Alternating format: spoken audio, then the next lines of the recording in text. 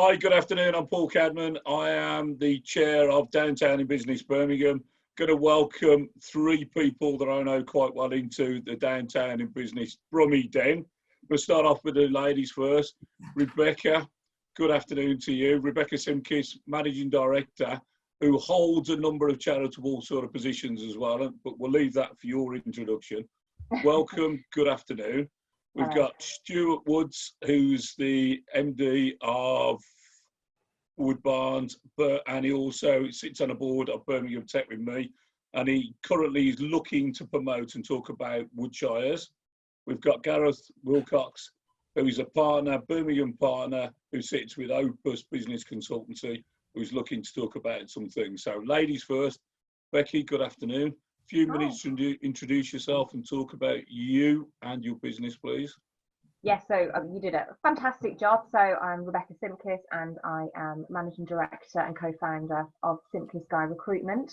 We are a essentially Birmingham and Solihull based office support, business consultancy, recruitment consultancy, and we work with a wide range of clients for all of their recruitment needs, from global professional services organisations right the way through to local charities and SMEs in the region. And most recently have very excitingly launched a new division specialising in the healthcare sector.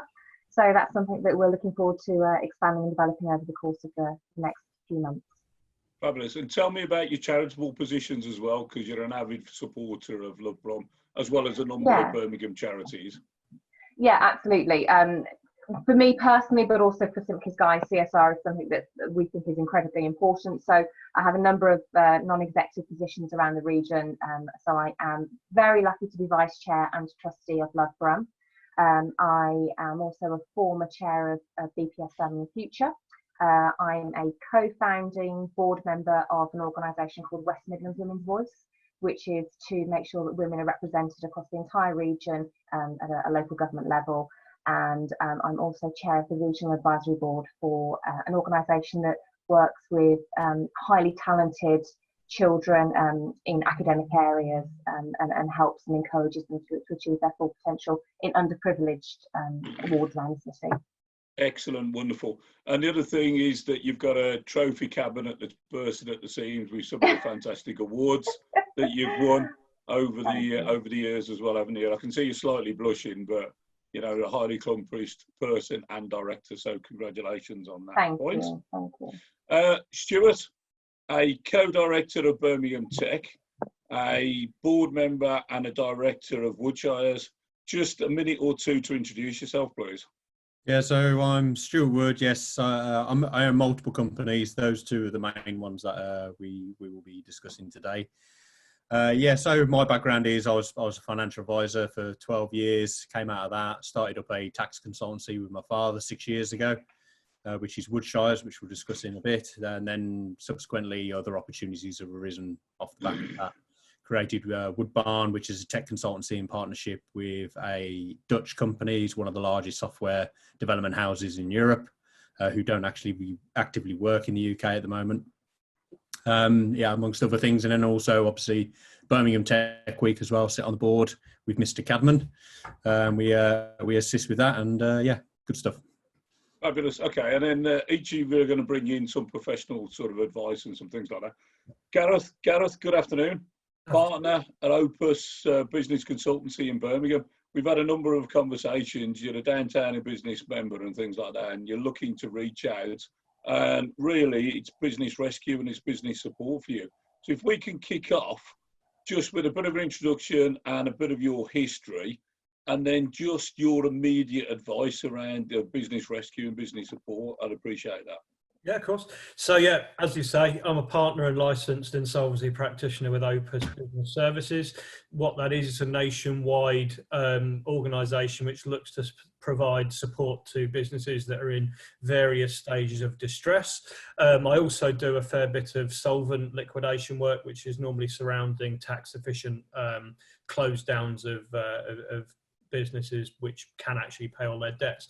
As you can imagine, at the moment, we're getting a fair few inquiries surrounding businesses that are suffering through the current COVID-19 situation. And so quite a lot of inquiries around these support packages that are available and what people should do. I mean, as you sort of alluded to earlier in our previous conversations, we're very much of the ilk of recovery wherever it is possible, and certainly would not advise businesses to hastily head down any sort of formal insolvency process where there is anything possible to avoid it. And I often say to people that my first job is to talk myself out of one, which I frequently do, which is good, if not commercially good, but never mind, it's the right thing to do. And so, yeah, our practice has a focus on that. We can assist companies with turnaround, refinancing, and, you know, in certain circumstances, helping out with a light touch process if there is underlying value in a business, because you can imagine there's an awful lot that have come to us now, which everything was good until mid-March and everything suddenly dropped off a cliff. But actually there is, you know, good underlying value in the business if they manage to negotiate their way through the support packages and, you know, the bump that everyone is in at the moment. But you know, there's light on the other side. So we can certainly, we're very well placed to support people through that, and I have been doing that, you know, for fantastic, over a decade now. Okay, so it's really the same question to all three of you. We're in an unprecedented time, and now that statement has suddenly just appeared, hasn't it? And I think we talk about it, we mentioned it probably a few times today. What I'm looking at now is some strategic advice. So we've got COVID-19, we've got to deal with that, and I think our Brummie mindset, the British sort of bulldog mindset, we'll deal with that, we'll get on with that. But then we've got Brexit just around the corner. So I think we've got a few hurdles in the working sort of world. So looking at what we've got here, we've got two consultants. Stuart, you're going to have some very sharp, fast advice. Gareth, you're going to do that for us. But Becky, what I'm looking for you is advice around how we're going to treat our staff, how we look to recruit, and how we can retain our key personnel through those two things. So one through COVID, and then just going forward into Brexit. Welcome your views around that. Definitely. You're absolutely right. Bumpy times are ahead. And actually, many of us will know that last year was a bumpy year as well, with uncertainty and around lots of deadlines moving on.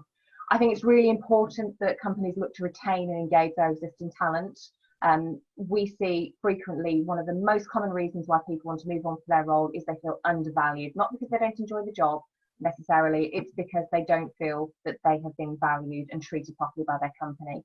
So I think having open and honest conversations with your staff and treating them as adults and employees and people who have a valued interest in the combined success of the company is incredibly important. And there are a lot of ways that you can do that aren't just monetary. It can be around training and development, giving them the opportunity to network and build their own personal brands, and also undertake a lot of CSR activities to make them feel part of something that isn't just about their day job, but they see how they fit into a bigger picture within a larger organisation, but then also within their community. Yeah. And in terms of coping, was that the second question? Whereas we're talking about Brexit, you know, the impacts of Brexit and things like that. So we're talking getting over this massive hump in the road, and then we're going to hit another one, which is Brexit, just around the corner. Yeah, definitely. So there is going to be some uncertainty, without doubt. We, as I say, have seen that over the course of the last 18 months or so. But I think there are some good opportunities to be made there for businesses that can be agile and light of foot. And as long as everybody communicates well with their teams and their staff members, then we should be able to ride it out. I think it's, you know, looking at where we are, we're all working from home. We've suddenly discovered Zoom. We've discovered some other platforms. Working from home, we're working efficiently. We appreciate our work. We appreciate our contact and things like that. I don't think there's a call to go into the city centre. Our working practices are definitely going to change. You know, we're going to look at more strategically about what we're doing. I think your advice is excellent around, you know, key engagement with your employees and things like that. So thank you for that. Stuart, just looking at you, So I own a manufacturing company. This is just for example. What's my low-hanging fruit at the moment? I've furloughed some of my staff. You know, I've got bills to pay. I'm in complete difficulty. We're looking at council grants. We're looking at some other stuff. What's your immediate advice, low-hanging fruit for me? So just on the tax consultancy side, the biggest thing for companies at the moment is research and development tax credits. And just to give you an idea as to how much we've done in the last 2 weeks is we have a target each month of how much business we need to cover, which is £50,000 to £100,000 a month. We actually hit our April target on the 3rd of the month, and we've actually cleared our 3-month target now up until July, and we're not even we're just over halfway through the month. R&D tax credits is one of the simplest and cleanest and effective ways for companies to actually receive cash back from the HMRC at this point, whilst the government are trying to pull the fingers out their ears and get the systems in place for furloughing staff and also the grants, which are obviously all dependent upon local councils. Some of them have been very proactive and quick, and then some of them are obviously, because they have high demand, such as Birmingham City Council, are taking longer. But the great thing about R&D is at the moment is because it is a pre-existing allowance that a good majority of UK limited companies can claim, not just manufacturing, it's in every single sector. I've actually done claims for recruiters, I've done claims for scaffolders, landscape gardeners, chocolatiers, breweries, anybody and everybody you can think of we've done claims for. And that was going to be my next question, actually. Yeah, the example was manufacturing, but I was going to... Yeah, no, manufacturing is always a good staple because you are making something, so it's nice and easy to understand. But when you're kind of stepping outside of that region and you're developing things that aren't tangible, such as IP, or you own, IT systems that work for you internally, those sort of costs that you are bearing, have bared over the past couple of years, now is the time to really start looking at how you can actually receive some cash benefit back from the HMRC in a really short period of time. So the previous timescales were kind of up to 18 weeks on a claim, and now the HMRC have agreed that they're actually going to shortcut a lot of these claims down to 28 days. And they're sizable chunks of money as well. I mean, we've just done one where they've just received £750,000 back from the HMRC's cash, and they're a loss-making company and they've never paid corporation tax. So it's a big cash benefit for a company, and the whole point of it is to help innovation, push innovation in the UK. And if the whole reason it's here is to assist companies growing in the future in terms of their USP against their competition. And it was mentioned in the budget that it's staying as well, the R&D tax as well, isn't it? Yeah, well, it's increased year on year. It was originally a Canadian allowance, and then the EU brought it on board. And then because we have our own currency and our own tax system, HMRC created their own version of it in 2006, I believe. But yeah, it's grown systematically year on year. It's at 230%. We're kind of expecting that they'll probably uplift it, if anything, to keep innovation in the UK and keep companies trading in the UK in terms of innovating products and services. So yeah, it's probably going to increase to around 250% over the next couple of years, realistically. And you're UK based, you're not just Birmingham based, but I think if we look at Birmingham, we're the youngest city, we've got more entrepreneurs, more startups than anybody else. We're a successful city and we're leading Europe quite well with that. And your services and your idea and the government and things like that supporting it, it just really does feed the fire, which is fabulous for us. We can all stay warm. The next point is that I did interview Ian Ward yesterday from the council. Ian, it was a good interview. Ian was very open and very mindsetty towards supporting businesses. He understands that there's 99% of SMEs in the region, and he understands the majority of those at the moment don't fit into the government grants and everything else like that. And he's reaching out to say the council will look at case-by-case basis and offer support and things like that. So if we can spread that message, that's good. Gareth, just looking at some quick, sharp interventions,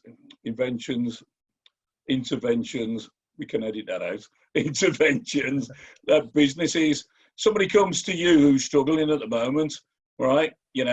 Let's look at hospitality. With a restaurant in Birmingham, what's the immediate advice? You take them through triage, you have a bit of an analysis. What's the immediate advice you can give them? To be honest, you know, it's going to sound very lawyery, but it's very difficult to give a straight answer to that, because every time I speak to a business owner, there will be a different question I've never been asked before. Even 11 years in, they will have something that they ask me that I've not heard before. And I have to sit down case by case every single time and start from scratch and give bespoke advice to someone's individual circumstances. Obviously, hospitality, as you mentioned, is very heavily hit at the moment. And so the immediate advice for them is make sure that all of these grants that you are you're entitled to, you've applied for, you've cancelled your direct debit that would normally go out, and then make sure that all of your ducks are in a row with furloughing your staff. And then once you've done that and come up with everything that you are entitled to, and I would say as well, involve your professional advisors in that, because accountants, for example, are very well placed to give guidance on that. Once you've come to that stage, then sort of start from scratch and say, look, I know that this is coming in. I know that these are what my outgoings are.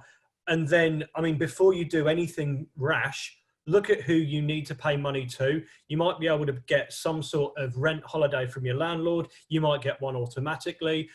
Before you do anything drastic, there are self-help things that you can do.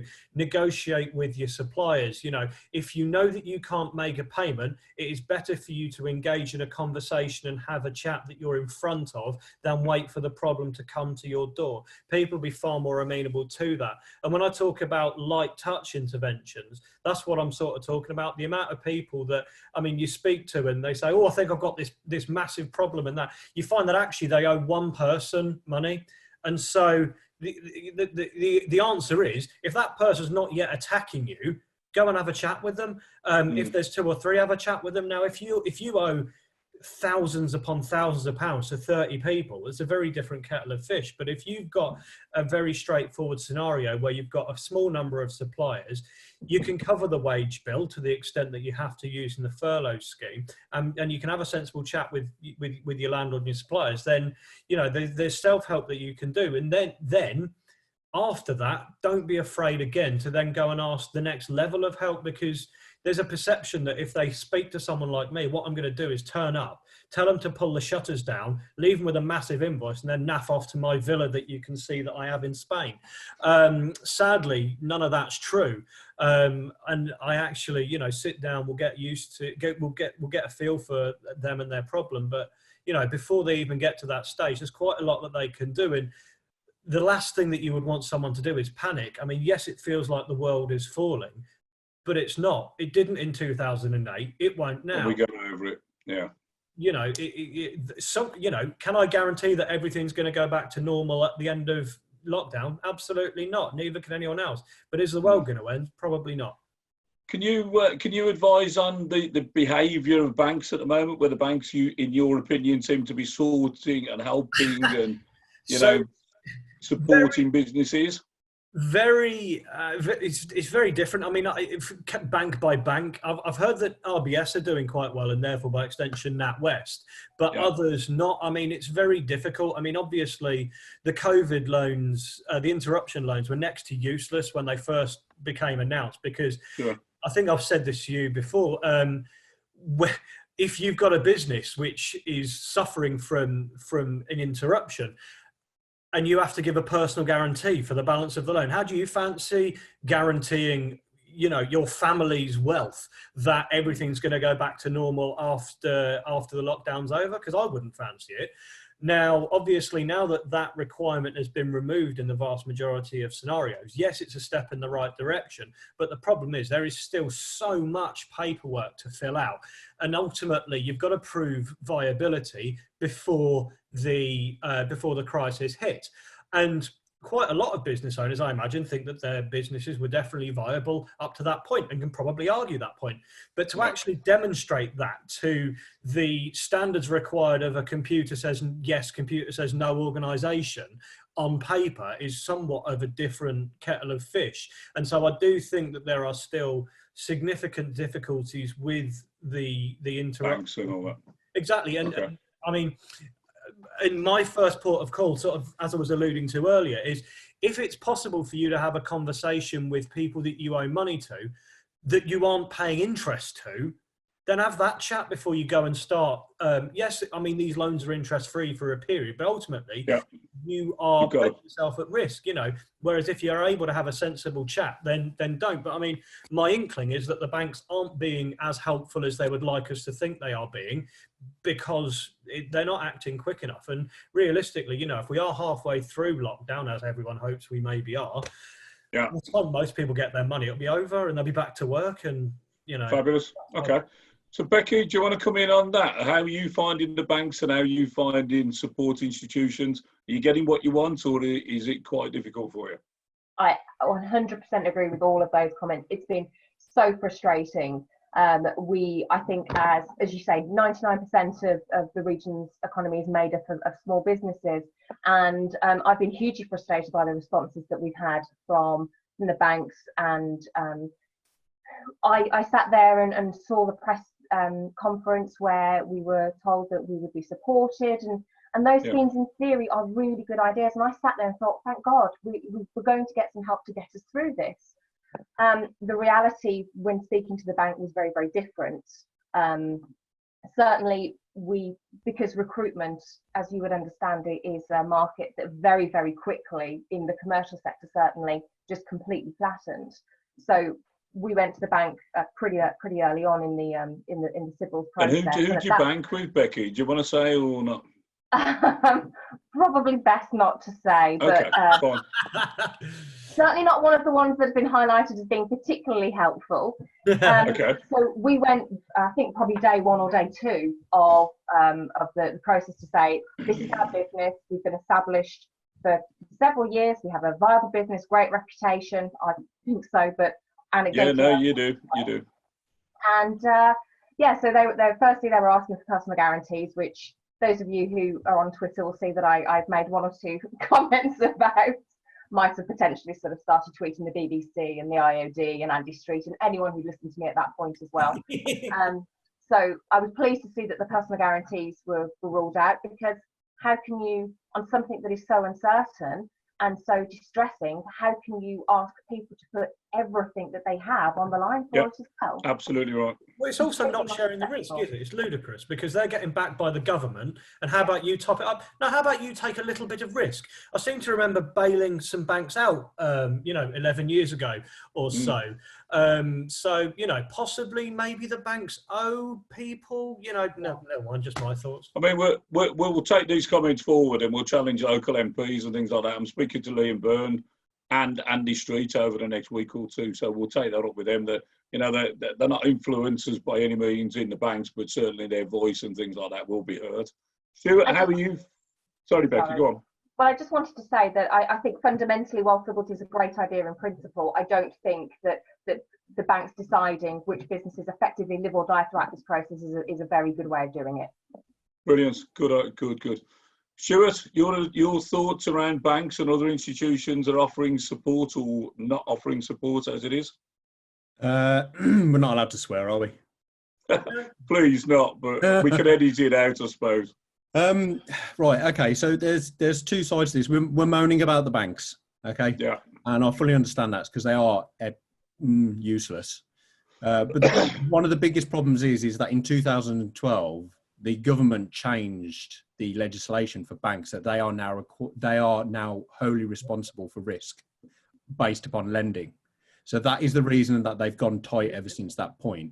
So yeah, we can moan at the banks, but at the end of the day, if the government doesn't change the legislation as to where risk sits in terms of lending, it's the government's fault and not the bank's fault.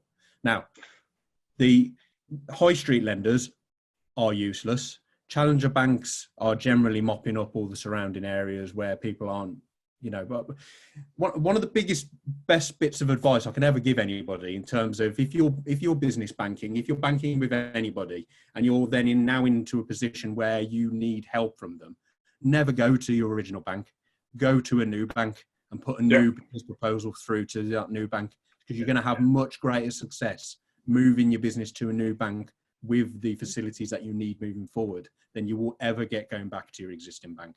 So, and banks are easy to switch between now. You don't need to have loyalty to a bank that you've been with since you were 16. You can go to any other bank now and you can switch it within 12 months again, if you want to.